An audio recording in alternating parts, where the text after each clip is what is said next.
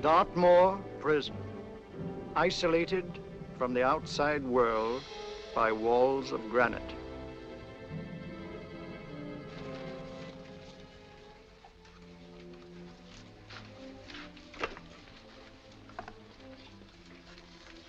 They say you could get out of here by merely telling what you know. You may or may not be another Scotland Yard bloke, but I'll give you the same answer I gave the others. I still have 2 years, 8 months, and 6 days left in which to make musical boxes. That'll be sold at auction for the benefit of this delightful sanctuary. And I intend to serve them.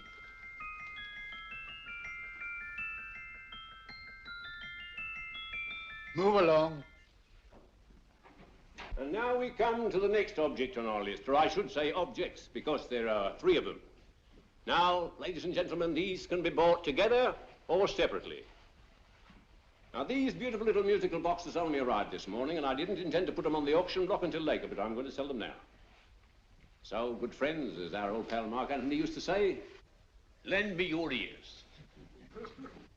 And what do you hear? Right. The beautiful tinkle tinkle of a musical box. What a lovely trinket. What a beautiful gift. Created and made by loving hands. A thing of beauty and utility. I was going to start with £5.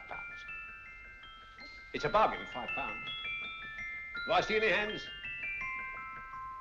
If there's a connoisseur in the house, will go £3 for it. £2. £1. 10 shillings. Thank you, sir. Ladies and gentlemen, 10 shillings is offered for a musical box you couldn't buy anywhere in London for less than £5. It'd be stealing to let it go for 10 shillings. Like taking milk from a baby. All right, we're selling for 10 shillings. 10 shillings, 10 shillings is offered, 10 shillings is offered, 10 shillings is offered. Will anybody give him £1? Will anybody give him £1? Oh, won't someone give me £1? A pound, £1 is offered, £1 is offered, ladies and gentlemen, £1 is offered. It's against you, sir. Will you go to £2? Will you go to £2, sir? £2. £2 is offered. £2 is offered. Going once, twice, third and the last call. Sold to the gentleman for £2. Sorry, my dear. Now, ladies and gentlemen, comes the opportunity to purchase an exact duplicate of the beautiful little musical box just bought by this gentleman for the ridiculous low price of £2. Oh, it's exactly the same. Exactly the same. Made with the same hands. You hear that? Isn't that lovely? That tinkle, tinkle, tinkle, tinkle. Sounds like Bow Bells to me, you know, with little angels pulling on the ropes, eh? Who'll give me £2 for it? Who's starting with £2? Will anybody start with £2? Oh, come, ladies and gentlemen. You know, from your enthusiasm, we might all be in Scotland instead of London. Please buy it for me, Daddy. £2, certainly not. We all might be in Scotland. Besides, I don't like his manner. £1, 10 shillings. £1. £1 is ours. £1 is offered. £1 is offered, going £1. Any advance? Going once, going twice. The third and the last call. Sold to the lady for £1. Smart bidding, my dear. Thank you. We come to the third and last of these beautiful little musical boxes. Exactly the same. Tinkle, tinkle. Isn't that lovely? Ladies and gentlemen, I don't bring you here to gull you and swindle you. This is the exact replica of those 2 I just sold before.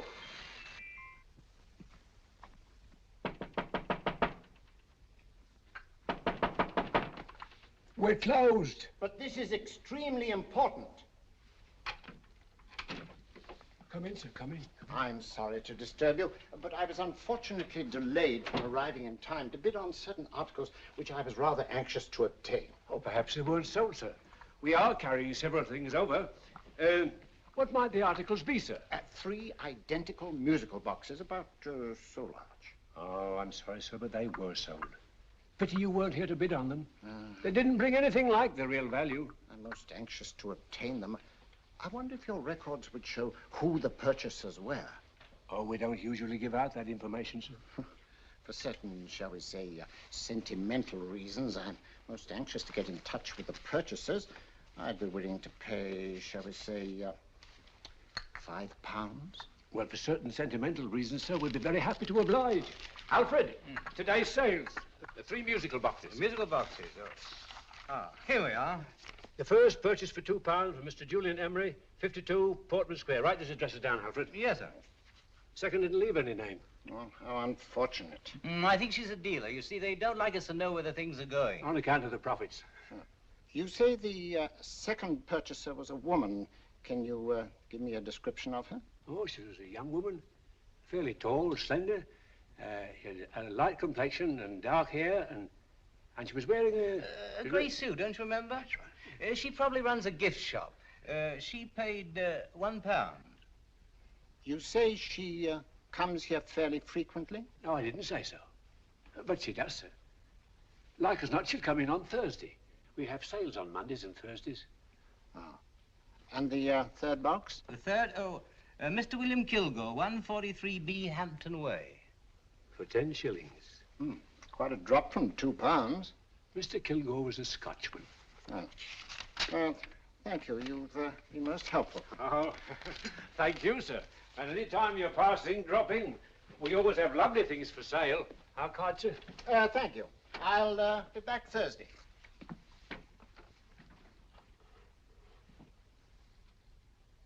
The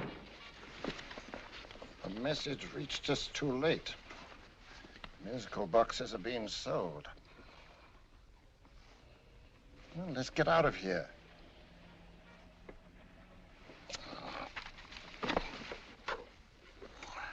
Someday you'll go too far. Reaching for a star, you fool. Yet a fool may touch a star, Colonel Cavanaugh, if he but reach high enough. But not possess it as you would. The musical boxes, they're being sold. What a pity for you, my dear Colonel. Is it my fault that the message reached us only an hour ago? Is it my fault that they were sold? You can't hold me responsible for that. Hope for your sake you're right.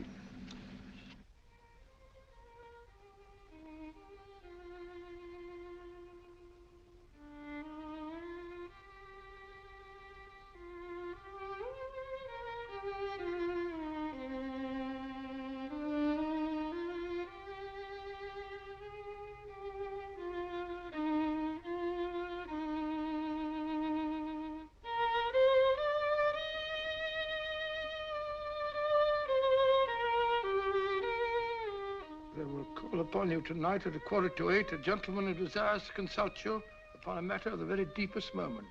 Do you remember that letter, Holmes? It was written over 2 years ago. An interesting case, devilishly interesting.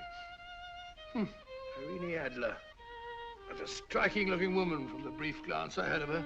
Seems only yesterday. What charm. What poise, and what a mind. Sharp enough and brilliant enough to outwit the great Sherlock Holmes himself.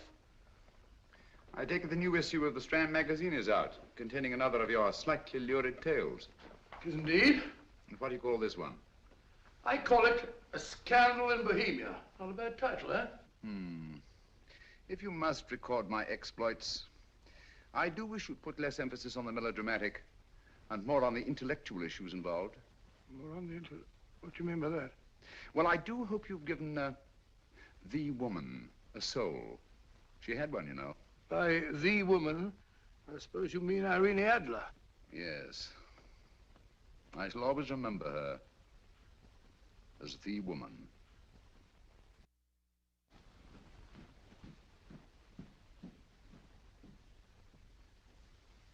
Come in. Stinky. That's him, old boy. How are you? How are you, old boy? I haven't seen you for years.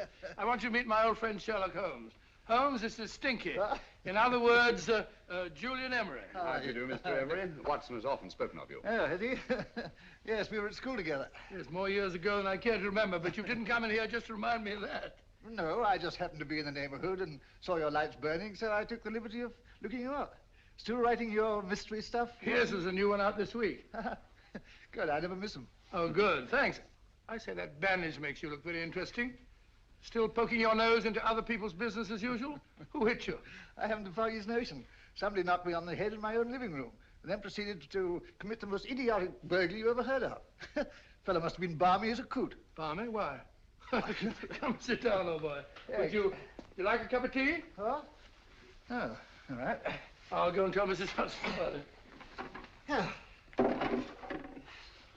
Why do you say the robbery was idiotic, Mr. Emery? Oh, simply from the fact that with about £5,000 worth of musical boxes in my living room, the thief, who I caught in the act, made off with one that isn't even worth £5. I gather you're a collector of musical boxes. Yes, I am indeed. Some of them are very beautiful, but not the one that was stolen. The thief evidently grabbed the first thing that came to his hand when he heard me coming into the room. Still, it's rather odd, isn't it, that having disposed of you, he didn't pick up something more valuable. Was there anything unusual about the stolen box? No, nothing at all. No, I picked it up in the south of France, several years ago. You say you have many valuable music boxes, and yet the thief made off with one that isn't worth £5. Sounds like rather an intriguing little problem. Yes, well, I take it that he was just an ordinary petty thief and didn't know the value. That is a possible explanation, and yet I venture to say that the average petty thief has a more extensive knowledge of the value of objets d'art than the average collector. Well, anyway, that's Scotland Yard's theory. They didn't get very excited about it. That's consistent anyway. I wonder if I might see your collection, Mr. Emery. Oh, of course you could, yes. Nothing a collector likes more than showing off his trophies. When will it suit you? No time like the present. Good. My place is just round in Portman Square. Shall we? Yes, right. Hello? Where are you going? Stinky hasn't had his tea yet. Oh, I'm sorry. We're going round to my place, where I'm going to give you something better than tea. Now, this one was made for Louis XV, and is one of the very few still in existence from that period, and a particularly fine specimen at that. Charming, isn't it? Quite. It all sounded to me like a lot of mice running about on a tin roof. I'm afraid you have no ear for music, Watson. Give me a good old band playing a rousing march. You'll have all your silly little tweets.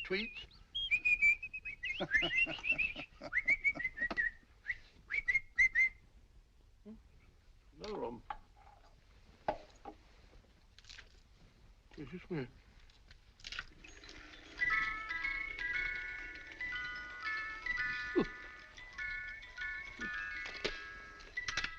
Stupid thing. Singing rabbit. What would you say offhand is the value of a box like that, Mr. Emery? Well, it's hard to say offhand, but I think we'll bring about £500 or £600 today. It's the gem of my collection. Yet a thief who steals an oddity like a musical box passes up one worth £500 for one of almost no value at all. Odd. Very odd.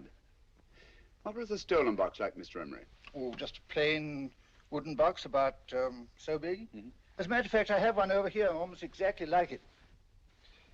I picked this up yesterday at an auction room in Knightsbridge. Paid only £2 for it. Of course, I wouldn't in the ordinary way add one like this to my collection, but the tune intrigued me. I'd never heard it before.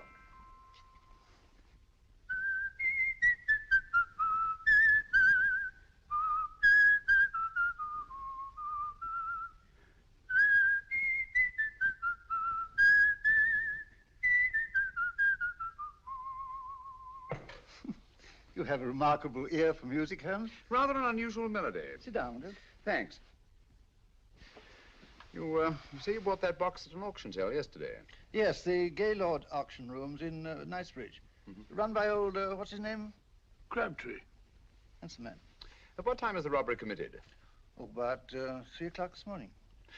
You know, Mr. Emery, that box and the robbery might well be cause and effect, especially since you say that the stolen box outwardly resembles this one a great deal.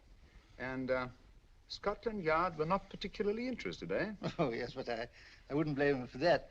Especially as I told him I was quite unable to describe the thief.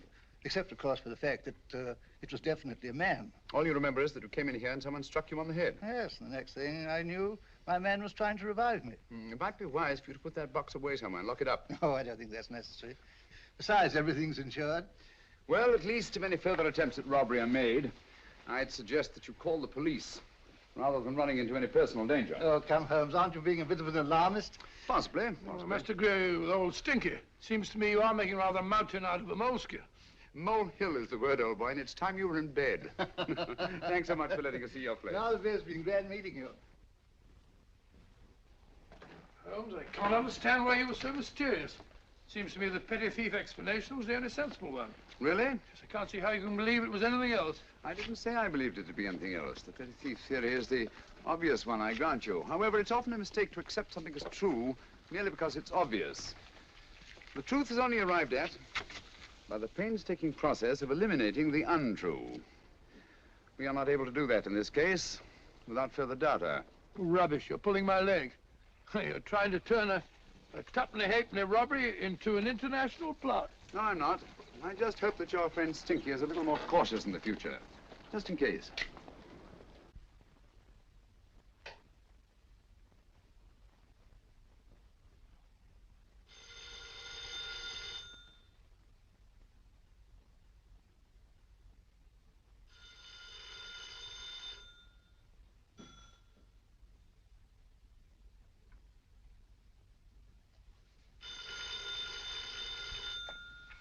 Hello?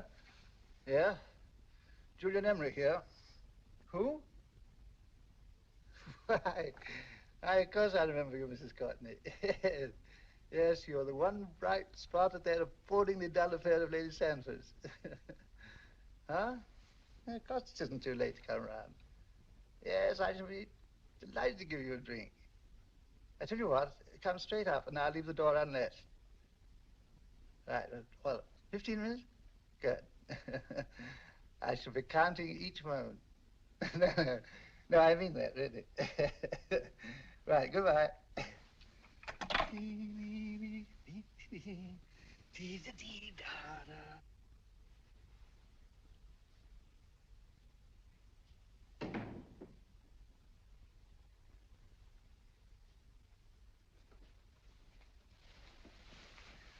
Boo! Oh, you startled me. Did I? Yes. Must be the pixie in me. I know I shouldn't have called you so late, but I was at a party just around the corner, and I remembered your invitation to see your collection of musical boxes. My dear Mrs. Courtney, pleasure is all the greater for being so unexpected. My friends call me Hilda. Thanks. Mine called me Stinky. Stinky, how quaint. Oh, what a perfectly wonderful collection of musical boxes. You know, when you told me you had a collection, I had no idea it was so attractive. Yes. They appeal to the ear as well as to the eye. Oh, what a plain little one. Why, it looks just like a country cousin amid all this grandeur. No. You mustn't underestimate the country cousin. Only last night a burglar broke in here, and with all these to choose from, went off with one very much like it. Really? Yes, I don't mind the loss of the box so much, but I do resent this crack on the skull. But it makes you look so interesting. Oh, do you think so? Uh-huh. It's funny, that's what old Fatso said. Fatso? I mean, Dr. Watson. He was here this evening with a friend, a Mr. Holmes. He's interested in my collection, too. Sherlock Holmes? Yes. Do you know him? I've heard of him. Yes, he seems to think I'm in some sort of danger. What a haunting tune. It takes me right back to my childhood. Really? You know, it's odd that you should be interested in that particular musical box. Odd? Why? Because Mr. Holmes is also interested in it. He may have been more interested in the tune than in the box. My dear, yes, that's right. I remember now. He whistled it note for note, having heard it only once. Really? He must be a remarkable man. Bit of an alarmist, if you ask me. Don't you believe in warnings? Of course not. Who'd want a box like that? I would. You're not serious. Oh, but I am. Well, you put me in a very awkward position. I'm a collector, you know. And a collector buys but never sells. But if the price were high enough... The price has nothing to do with it. It's the principle of the thing. Yes, well, we haven't had our drink. No, thanks. I must be getting along. Must you really? I'm afraid so. You're not walking out on me, are you? My reputation, Stinky. I say, you know, you are an attractive woman. Thanks.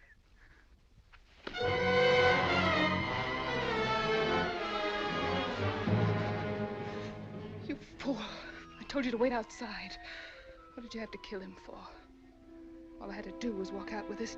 He held you in his arms. Don't touch him. Don't touch anything. Now get out. I'm sorry. You're sorry. What about me? This is murder. What about Scotland Yard? What about Sherlock Holmes? Now get out!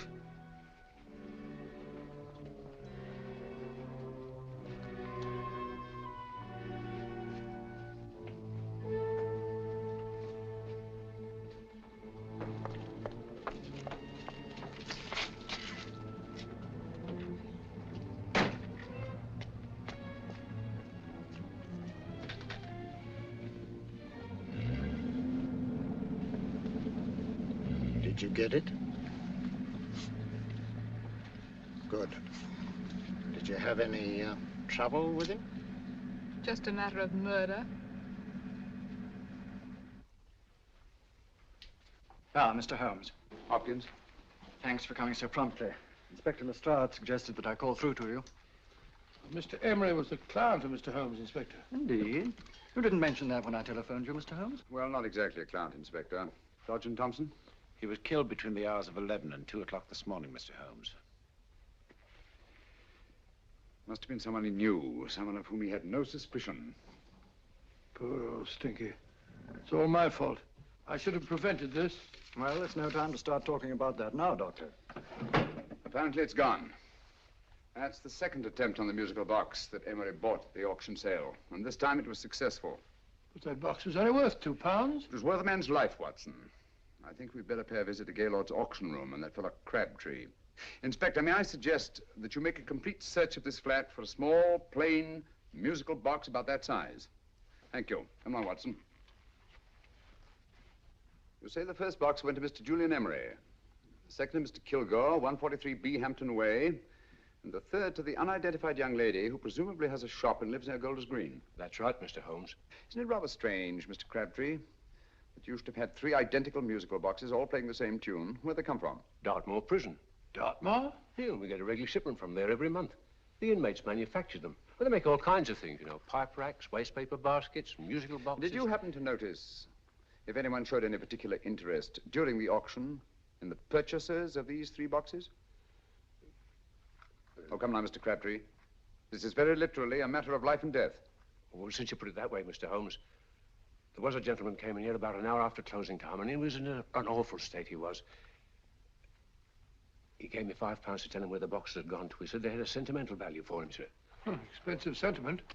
Can you describe him? He was tall, distinguished looking, and he had grey hair and a moustache. He was quite a gentleman, sir. What was his reaction when you were unable to supply him with the address of the young lady who owned the shop? I told him the young lady usually come back on Thursday. He said he'd come back on Thursday. Now, that's tomorrow. Thank you, Mr. Crabtree. You've been very helpful. Thank you. Come along, Watson. Where are we going now, Holmes? To the home of Mr. Kilgore, the man who bought the 3rd box.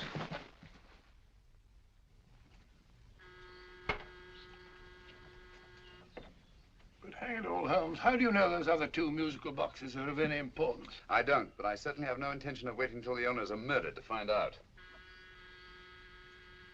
No one at home. I hope that's the explanation. I'll have a look through this window.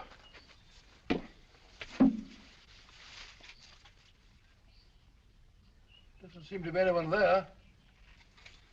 The whole place seems deserted as far as I can see. Yes. Mr. and Mrs. Kilgore at home? No. When do you expect them? Oh, in an hour or so.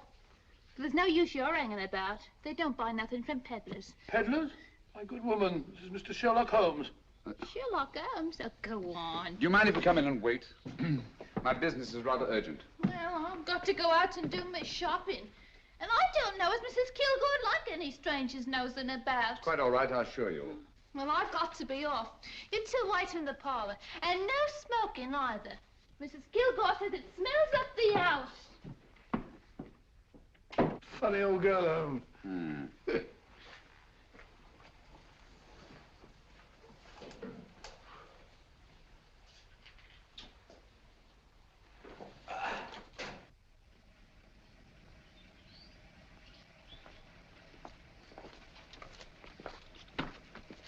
Park Lane. Park Lane? And what would the likes of you be doing in Park Lane? Now, don't worry about the fare, Ducky. If you knows how to get to Park Lane, up it.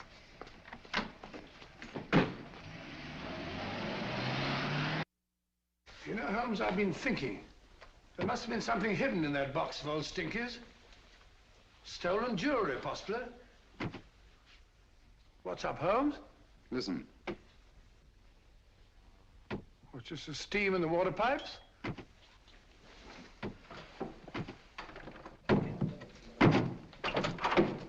Watson! Great Scott! Come on, Holmes. Get on the chair here. It's all right, my dear. There. Now, don't worry. It's all over. There you are, dear. Don't cry anymore. She tied me up and shut me in the cupboard. I know. She won't come back. Did you show her your new musical box? Yes, she said she wanted to hear it play, and as soon as I showed it to her, she grabbed hold of No, I me. know. Now, don't worry. We'll buy you a new musical box. Yes, my dear, the best one in London. Watson. Oh, what a fool I've been. What do you mean, Holmes? She took the musical box out of this house in that market basket, right under our very noses. Why could the Kilgore charwoman want to take the music box? She isn't the Kilgore charwoman. She's a consummate actress.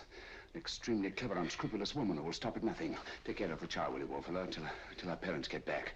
Explain everything to them. Of course I will. But, Holmes, where are you going? Somewhere, somehow. I must get to the young lady who bought that third musical box before our opponents find out. I only hope that I won't be too late. Oh, no. No, darling, you mustn't cry anymore. Now, cheer up. Would you like to hear old Uncle make a noise like a duck?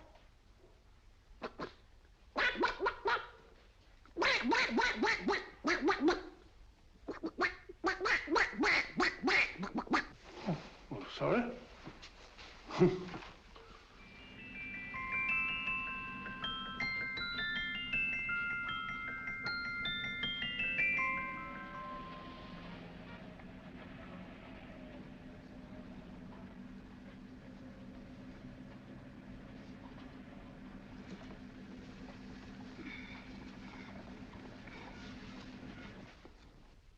And now, ladies and gentlemen, how much am I offered for this beautiful lace Dresden china figurine? A lady of the French court. Now, this is the genuine article. What a beautiful ornament for your mantelpiece. Or you could use it as a centerpiece on the dining room table. Now, will somebody start me for £10? Will somebody start me for £10? £8? £7? All right, £5 is offered, £5 is offered, £5 is offered, £5.10, £5.15, £5.15. £6 is offered, £6, going once, going twice, the third and the last call. Have you all done? Sold to the lady from Twickenham for £6. Next, we have a real museum piece, ladies and gentlemen. A fine 19th century doll. The costume an exact replica of the holiday clothes worn by the Hungarian peasant women. Now, ladies and gentlemen, an article like this would cost you from £15 to £20 in a West End shop. I'm not going to ask you for anything like that. Who'll give me £2 for it? £2. Anybody offer me £2? £2 for the Hungarian? £2? £1. What? Anybody give me £1? Anybody offer me £1 for the doll? £1 is offered, ladies and gentlemen. £1 is offered. Now, I'm not going to waste your valuable time or mine in trying to get one half of what this beautiful doll is worth. If the young lady can steal it for £1, that's her good fortune. So it's going once, it's going twice, the third and last call. Any more? Sold to the young lady for £1. And now, ladies and gentlemen, may I draw your attention to something which may be a great surprise to you, worthy of any collection. The only other one like it is in the British Museum. It's a Ming vase of the 7th dynasty. This vase lay in a large collection somewhere outside Rome for over 2 centuries, I understand. It was discovered there by the noted antiquarian, Sir Andrew Coppleston. Now, some of you may remember Sir Andrew Coppleston. Besides being a noted traveler and antiquarian, he's also a gentleman rider.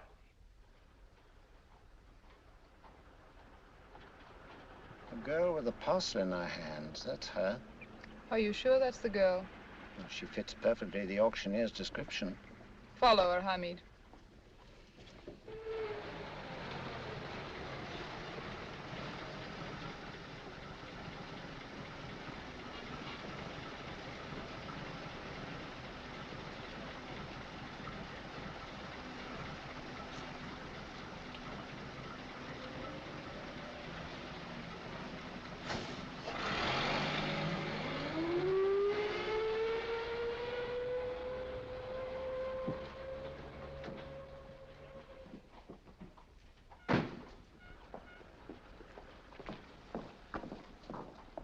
It's lovely, dear. And only £1. We can get at least 3 for it. Easily. I'll go make some tea. I could do with a cup. Right.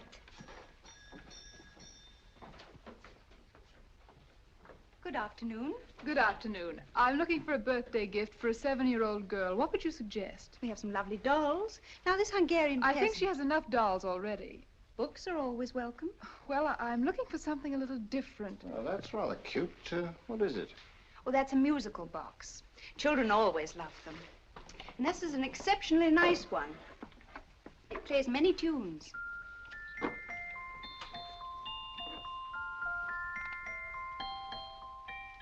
Have you any others? Yes. If you'll just step this way. I have only 2 left.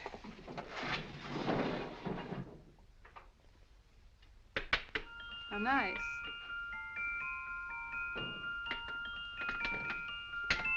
Are you sure this is all you have? I'm sorry. They're rather hard to find, you know. That's our entire allotment. I did have one other, but I sold it earlier this afternoon. But it was only a plain wooden one. It wouldn't have been a very nice gift for a child. Really? Do you happen to know who the purchaser was? Why, yes.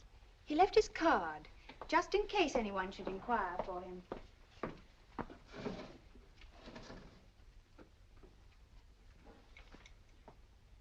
How interesting.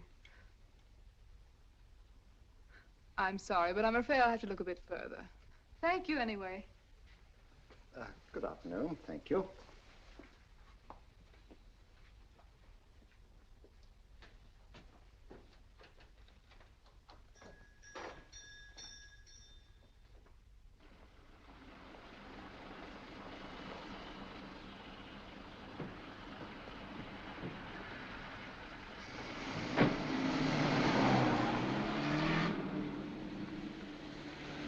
Heavy! Follow that cab. Here now, what? Scotland Yard. Hop in.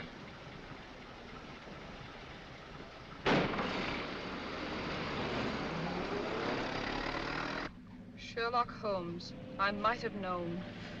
We thought we were the hunters, instead of which we're the hunted. We've been fools. We played right into his hands. Of course. He's had us followed. Don't look. The man in front of the toy shop. Hamid, turn sharp right at the next corner and again at the next.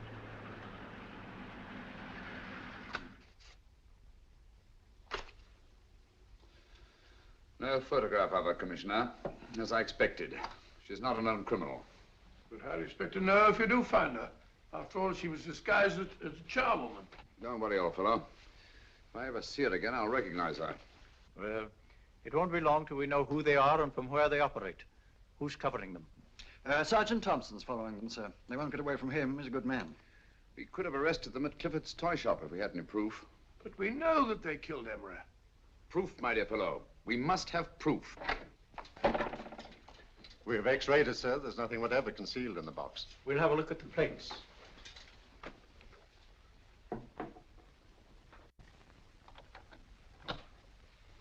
There must be some clue. And it's probably so obvious that we've all overlooked it.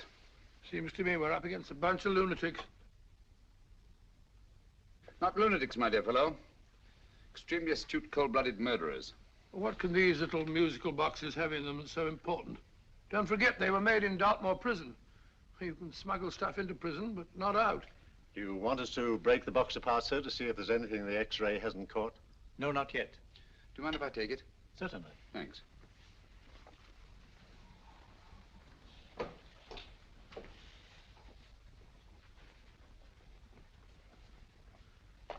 The governor of Dartmoor Prison informed us, sir, in answer to Mr. Holmes' question, that all 3 musical boxes were made by the same convict, John Davidson, serving a 7-year term, sir. Davidson? The Bank of England plates. That'll be all. Yes, sir. Now we're getting somewhere. Wait a minute. How did you know about the plates, Mr. Holmes? I'm a student of crime, Inspector.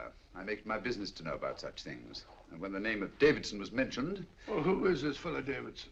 As long as Mr. Holmes seems to know all about it already, I suppose there's no harm in telling you. 2 years ago in London, there occurred a robbery of such tremendous importance, although the stolen articles themselves have no intrinsic value whatsoever, that the Home Secretary was instrumental in seeing that not a word of it appeared in any newspaper. But you never told me anything about this, Holmes. You were away at the time. Articles of no intrinsic value and yet of such importance? I don't understand. Davidson was apprehended within 15 minutes of committing the theft. But by that time, he'd hidden the articles in question and they've yet to be found. Before going further, Dr. Watson, I must inform you that this matter's not to be mentioned outside of this room. Of course not. Do I look like a man who'd gossip? Let's not go into that now, old fellow, shall we? Davidson had been employed for years in a position of extreme trust by the engravings department of the Bank of England. The articles he stole were nothing less than a complete duplicate set of plates for printing £5 notes. What? The Bank of England's own plates? Precisely. And with those plates, a gang of crooks could flood England with £5 notes, not forged in the usual sense of the word, but notes undetectable from genuine Bank of England notes in any way whatsoever. Good heavens. Any whisper at all might have resulted in enormous damage in shaking public confidence in the Treasury. We tried everything after we arrested Davidson. Offered him a shorter sentence if he'd tell us where he'd hidden the plates. Why, we even put in Scotland Yard men with him as cellmates, but no results. Obviously, Davidson's a man of strong character and infinite patience. Yet suddenly he feels impelled to smuggle out the secret of the hiding place of the plates to his confederates. Why?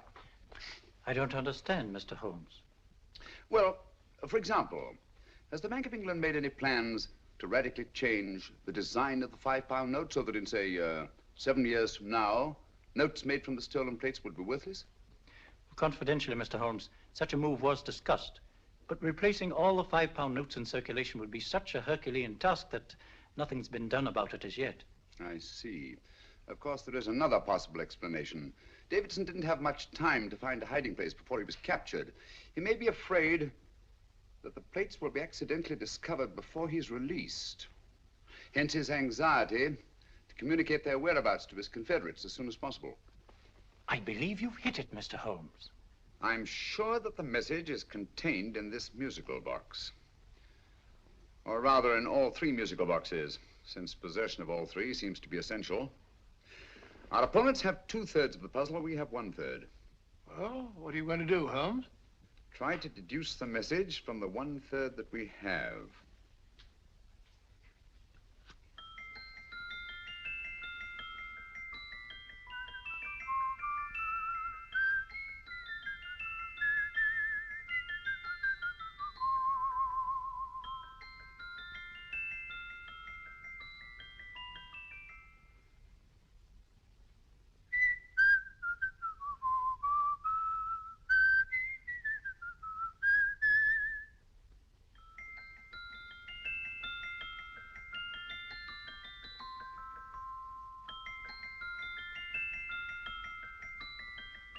It's the same tune as the one played by Emery's musical box.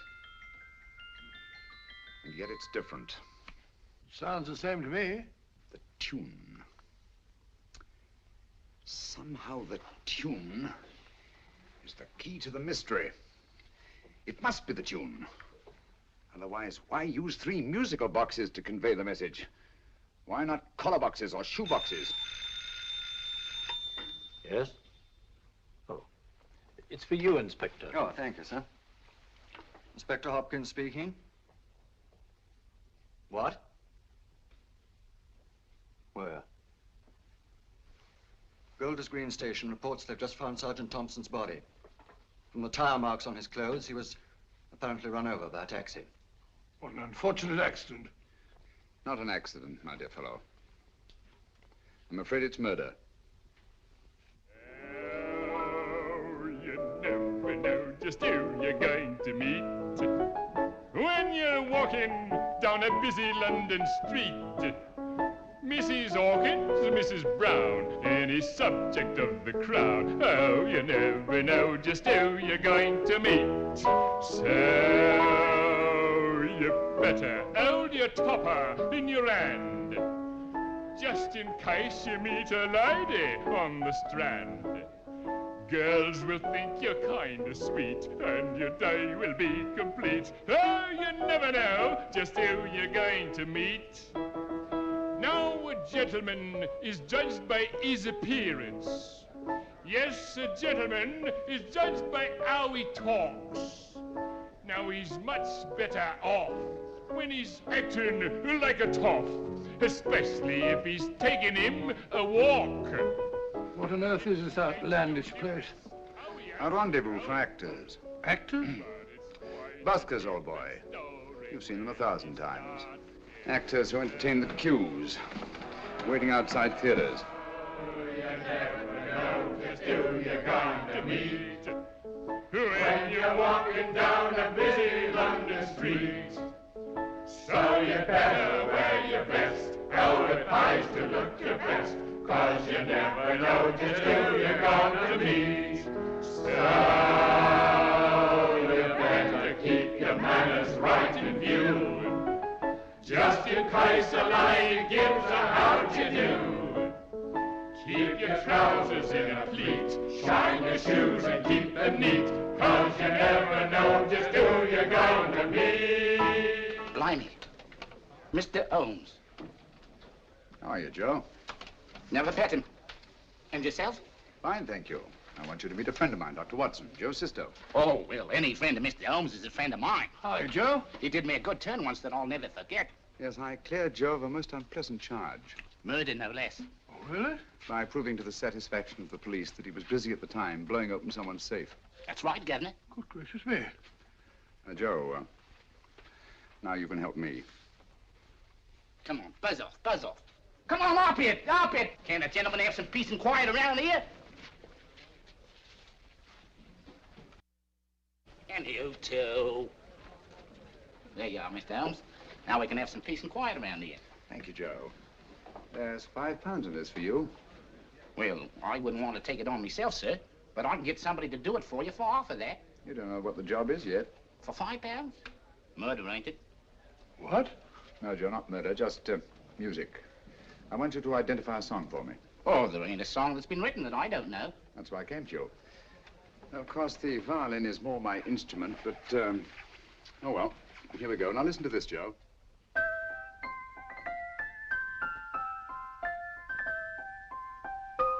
Wait a minute. You're playing that wrong. That should be E natural, not E flat. You know the song? Oh, yes. It's an old Australian song called, The Swag Man. But you're playing it all wrong. That's what I hoped you'd say. Now, listen again, Joe.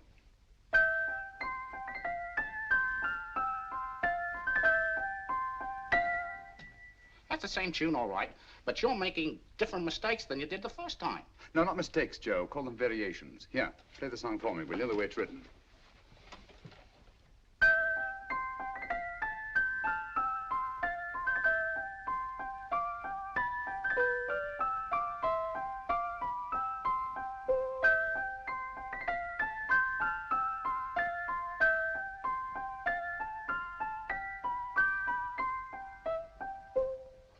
Yeah.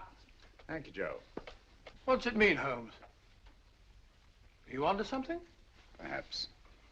I don't know yet. It's probably a code of some sort.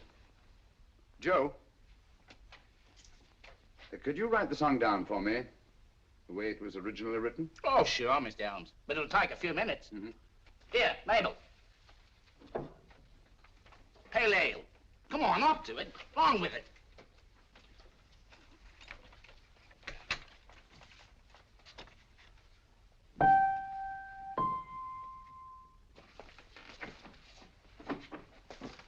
Well, obviously it isn't the lyrics. No combination of those words made any sense at all.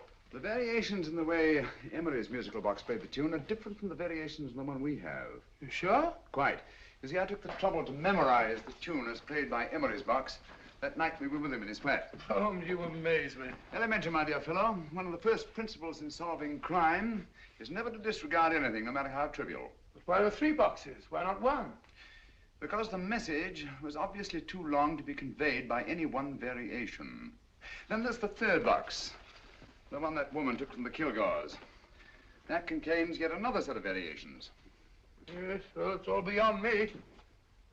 Well, all we have to do now is to find the secret of the variations. Not a very easy problem to solve, my dear fellow.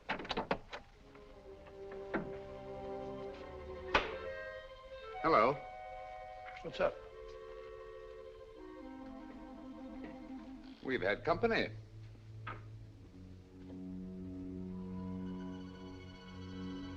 I say, this is outrageous. Ask Mrs. Hudson to come in here, will you? Right.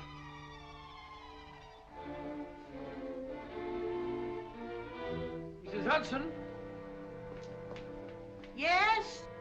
Oh, there you are. Will you come up here at once, please? Oh, coming, sir.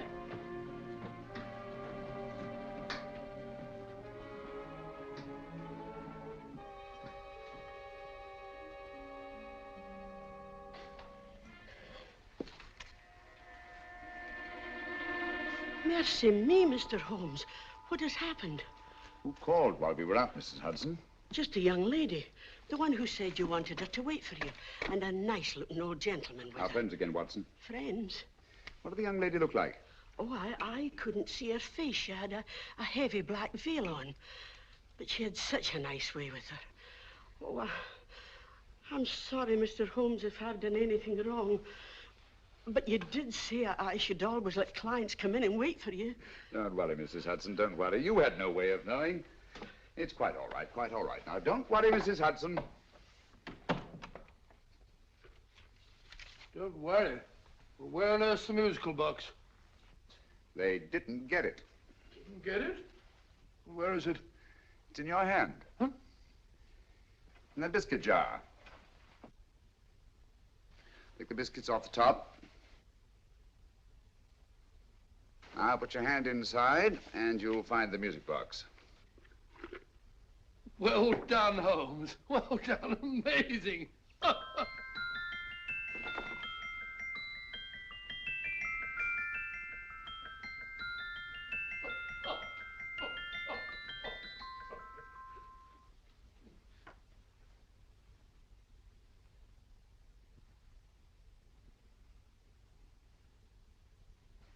Whew.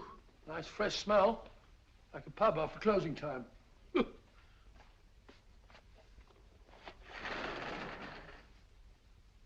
I say, Holmes, What? it's morning. Allow me to congratulate you on a brilliant bit of deduction.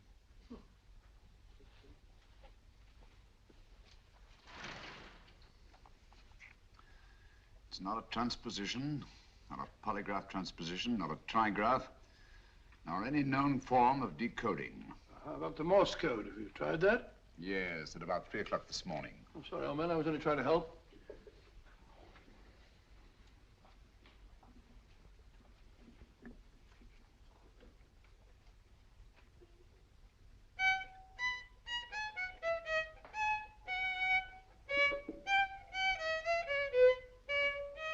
Oh, do me a favor. Not again. Must have heard that thing 1,000 times. Kept me awake all night.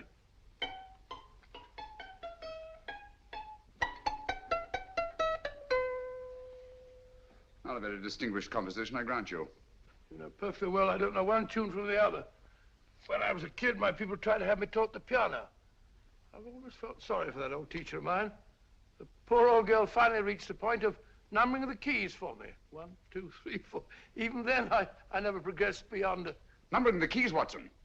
The 19th key of the keyboard is the 19th letter of the alphabet. S. Here. Write it down when I give it to you, old fellow, will you? The first altered note. Write S first. Now, the 8th key is H. The 5th key, E. The 12th key, L. The 6th key, F. S-H-E-L-F. Shelf. Your piano lessons were not in vain, old fellow. You've solved it. Thank you. Thanks, old man. Hold it. We now have 2/3 of the message. Behind books, third shelf, secretary, Dr. S. Presumably, these are the first and second portions of the message. And this gang has the first and third parts of it. Precisely. Then it's a stalemate? Yes, Commissioner, but we can't leave it like that. There's no doubt in my mind that they'll try to secure our third of the message that's missing. Well, I assume you've taken every precaution to guard the Clifford music box. Oh, yes, it's carefully hidden at Baker Street with Dr. Watson on guard. However, I'm reasonably certain that difficult as it may be, we can find the plates even without the missing part of the message. Behind books, third shelf, secretary, Dr. S. Well, outside of the fact that Davidson hid the Bank of England plate somewhere in London, Mr. Holmes, I don't see that we've progressed at all. Allow me to point out to you, sir, the key words, Dr. S. It looks as if the plates were hidden in the house of the doctor.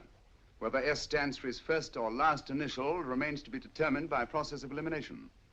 Well, there must be 10,000 doctors in London with S for a first or last initial. Precisely. And every one of them will have to be questioned in person. That's why I say this is a task for Scotland Yard. It's a task, all right.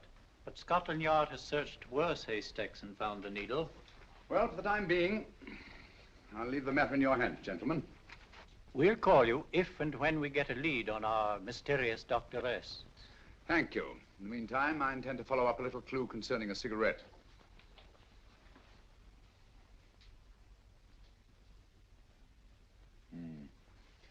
You're certain of the identification of the tobacco?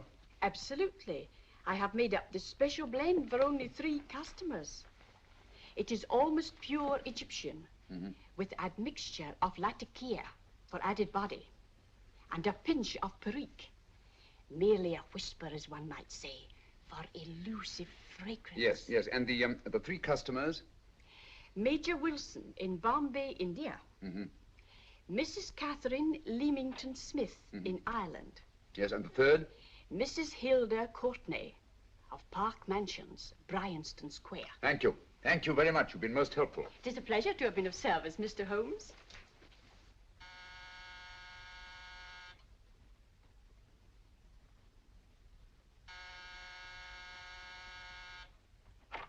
Yes? Mrs. Courtney? Yes. My name is Sherlock Holmes. Oh, do come in. Thank you. I've heard of you, of course, Mr. Holmes. I believe we have a mutual friend in Sir Edward Brookdale. He's spoken to me of you quite often. Indeed. And to what good fortune am I indebted for this visit? I think you know Mrs. Courtney. Well, I did get a summons for speeding last week. But outside of that, I don't think I'm of any interest to the police. Oh, come now, Mrs. Courtney. You seem to forget that you and I have met before. I'm sorry. I'm sure I would have remembered meeting the great Sherlock Holmes. Please sit down. Thank you. You say we met before. Yes. At the home of Mr. and Mrs. Kilgore, 143B Hampton Road. Kilgore? I don't think I know anyone of that name. Well, I didn't say you knew them. As a matter of fact, you called on them when they were out.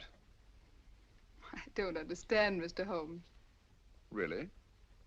And you were dressed rather differently. Indeed. Cigarette? Thank you.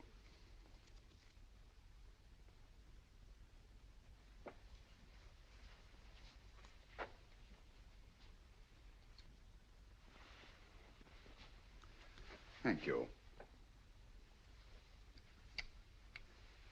You know, Mrs. Courtney, people generally forget, in assuming a disguise, that the shape of the ear is an almost infallible means of recognition and identification to the trained eye.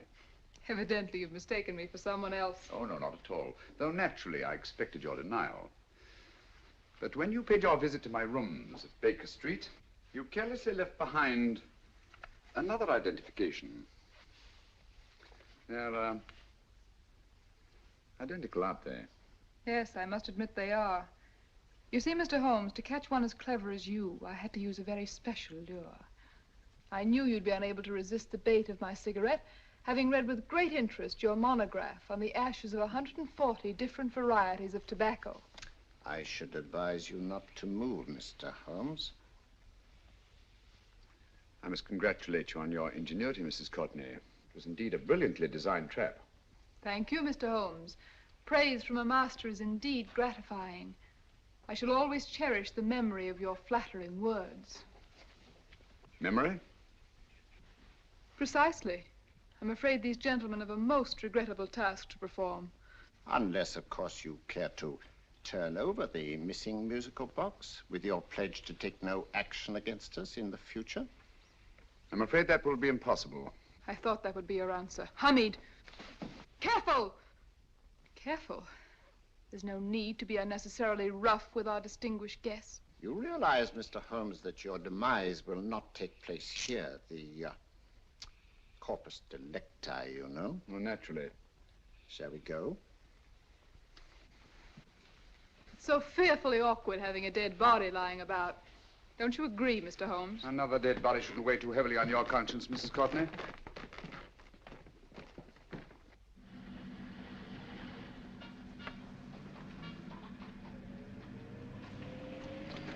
You mind if I have a cigarette? Don't see why not.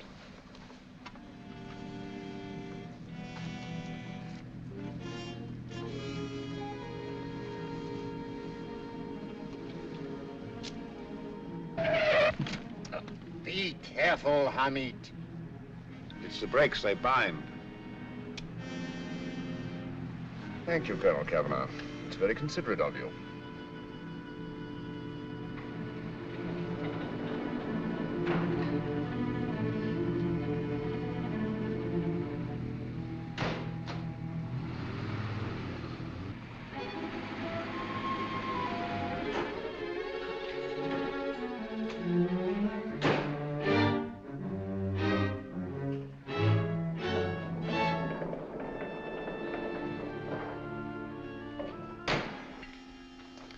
You'll be happy to know, Mr. Holmes, that your death will be a painless one. Hamid, attach this to the motor of the taxi. That little attachment, my dear Mr. Holmes, contains the deadly fluid known as monosulfide. The Germans use it with gratifying results in removing their undesirables.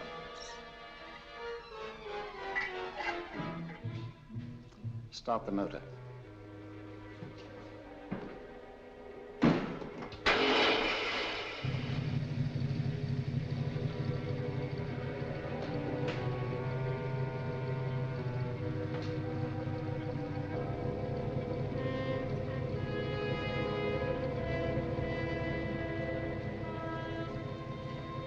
Tape his mouth.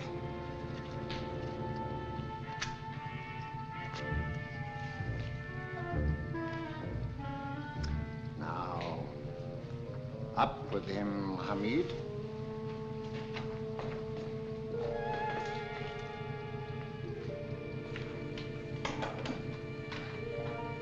You find yourself like Muhammad's coffin, Mr. Holmes, suspended between heaven and earth.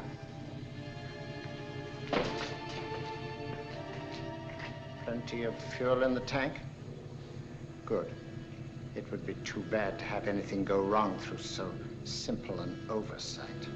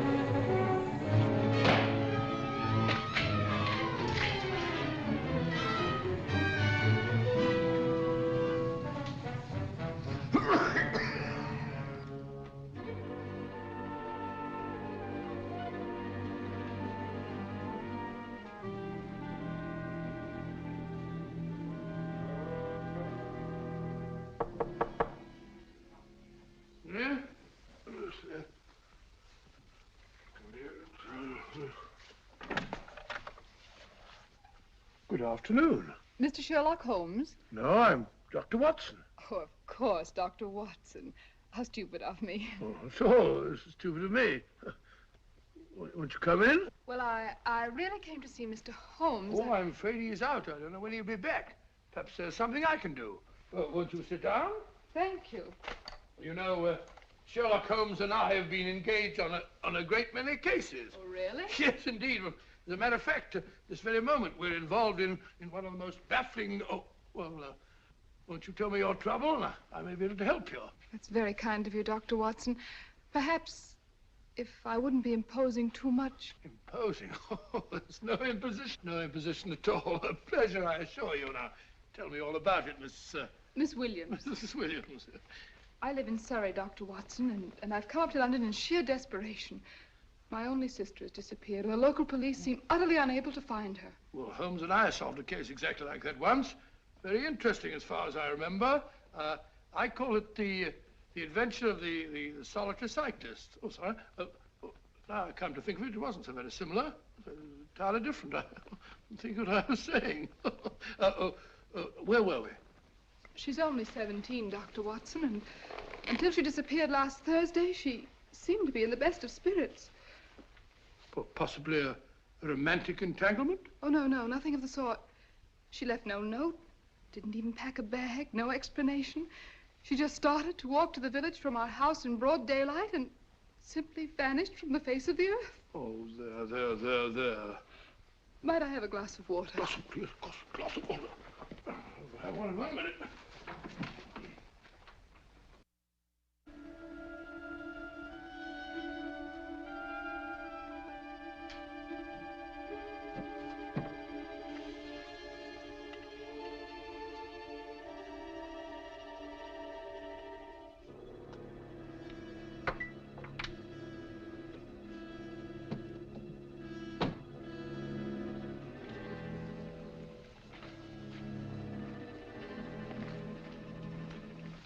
There you are, my dear. Thank you, Dr. Watson. No, you're not to cry anymore. You must pull yourself together. Oh, I feel much better already knowing that you're going to help me. Oh, Dr. Watson, look! Good heavens! Oh. Get through the fire brigade, quickly!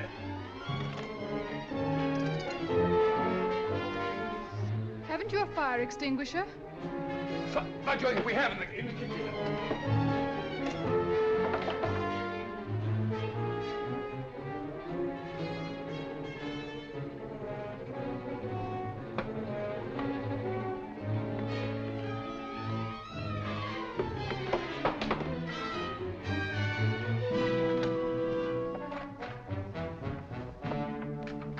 Don't you worry, Miss Williams. We'll have this thing out in no time.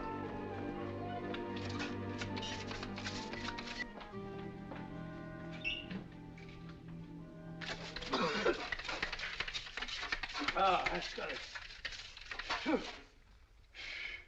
Get some air. Well, you see, there was no need for the fire brigade after all. I hope you weren't too frightened, Miss Williams. Oh, gone. That's the trouble with women. They always lose their heads in an emergency. Well.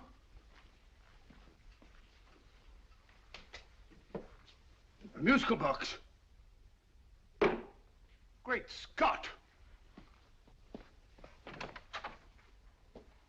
Miss Williams!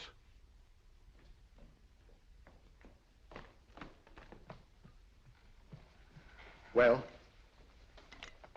Good. And Holmes? By now, Mr. Holmes has no doubt exchanged his violin for a harp. Always assuming that heaven is his destination. Yeah. And now that we have the missing musical box.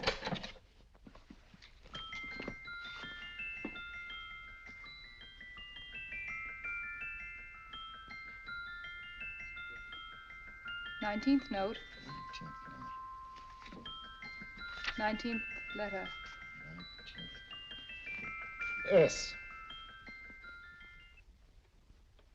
He hasn't been there, you say? Holmes, where on earth have you been? I've been trying to get you at the club, at Scotland Yard, all over London. You were looking for me in the wrong places. Holmes, terrible things happened. I've been duped. That woman, she made a complete fool of me. Well, what do you mean? Well, she came here, let off a smoke bomb. I thought the whole place was on fire, and my first thought was to save the musical box. No need to say any more. She has the box. Yes. Don't blame yourself too much, old fellow. She's an extremely clever antagonist. Smoke bomb, you said? Well, you can console yourself with the thought that your charming friend is at least a reader of yours. What do you mean? If I remember correctly, you wrote about my little experiment with smoke and the cry of fire in a story you entitled A Scandal in Bohemia, which has just appeared in the Strand magazine. All right, old boy. Don't rub it in. Well, it may cheer you up to know that you made a fool of me, too. That cigarette stub was planted here for one express purpose. We're going to bandaging around this place. Bandaging? What's the matter, Holmes? You hurt? Explanations will have to wait until later. At the moment, we're faced with a problem which I fear is insurmountable. Come over here, old boy, will you? Right. Our opponents are in possession of all 3 parts of the code. And here are we, while the Bank of England plates pass into their possession. Cheer up, old fellow, cheer up. As Dr. Samuel Johnson once said, there's no problem the mind of man can set that the mind of man cannot solve. What's that, old fellow? I was just quoting Dr. Samuel Johnson. He said there is Thank you, Watson. Thank you.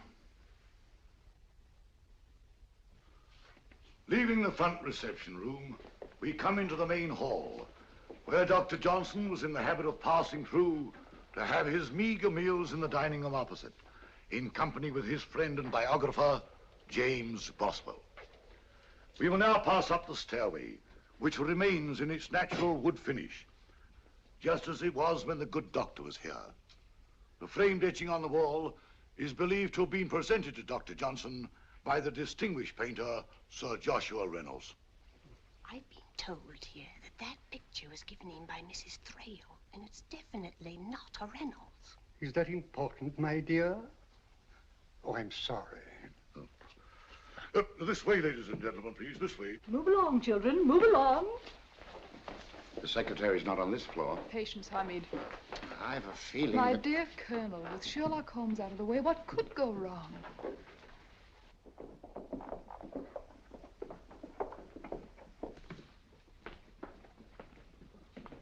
And here we have the Garrett Library, in which Dr. Johnson wrote his famous dictionary, and in which you will see also many of the great man's books and other items of interest. Step forward, ladies and gentlemen, please, step forward. Standing in the corner is the secretary, which contains many of the original works by the literary genius. On this table, Dr. Johnson's cat, Hodge, used to sleep while his master worked. A strange thing about this cat, ladies and gentlemen, was its love of oysters. They do say that the dear doctor often went hungry to find the cat that delicacy. What a pity. Now we will visit the grey room, which is immediately below us, in which you will see the very bed in which Dr. Johnson died. What did he die of? Gout. Just gout. This way, ladies and gentlemen. Mind the steps, please.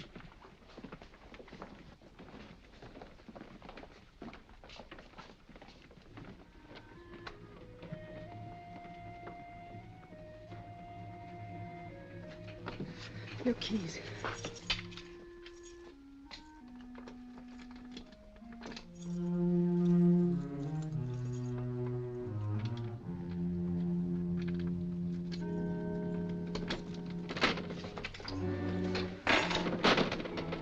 Third shelf up.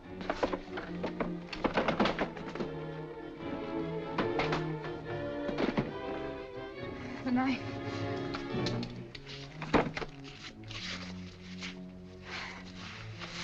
Gentlemen, the Bank of England plates. Well, Mrs. Courtney, so we meet again. No, I shouldn't do that if I were you, Colonel Cavanaugh. I must congratulate you, Mr. Holmes. You're far more clever than I thought. Thank you, Mrs. Courtney. Praise from you is indeed gratifying. I shall always cherish the memory of your flattering words. Memory? Oh, thank you. And now I have a most regrettable task to perform.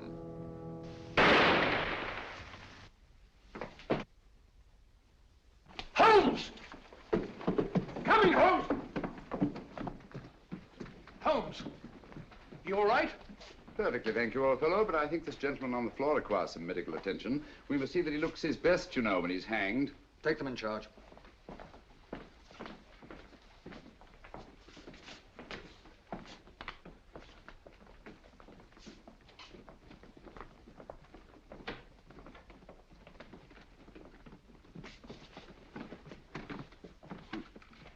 Brilliant antagonist. It's a pity her talents were so misdirected. Will you see that these plates are returned to the Bank of England, Inspector? I still don't understand how you solved it, Mr. Holmes. It's entirely due to Dr. Watson. He gave me the clue when he mentioned Dr. Samuel Johnson. Well, congratulations, Doctor. Oh, thank you, Inspector. I don't think I'd have done it entirely without Mr. Holmes's help, you know.